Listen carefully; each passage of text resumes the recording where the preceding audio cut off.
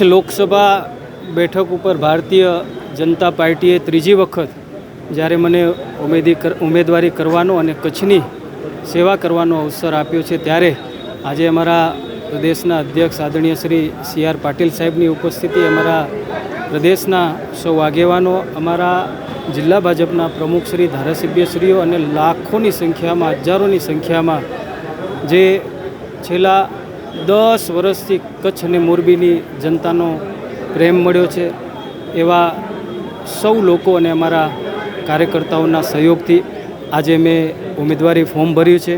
હું તમારા માધ્યમથી હું સૌનો ધન્યવાદ કરું છું, આભાર માનું છું અને અપીલ કરું છું કે ત્રીજી વખત જ્યારે ભારતીય જનતા પાર્ટીએ મને તક આપી છે ને કચ્છની જનતા 10 વર્ષ સુધી તમે બધાએ મને સહકાર આપ્યો છે, હું ફરી 5 વર્ષ માટે તમારો સહયોગ માગું છું.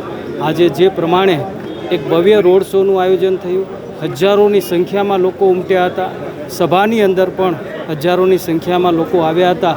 આ બધાનો પણ હું ભારતીય જનતા પાર્ટી વતી અને વ્યક્તિગત રૂપે હું સૌનો આભાર અને ધન્યવાદ કરું છું.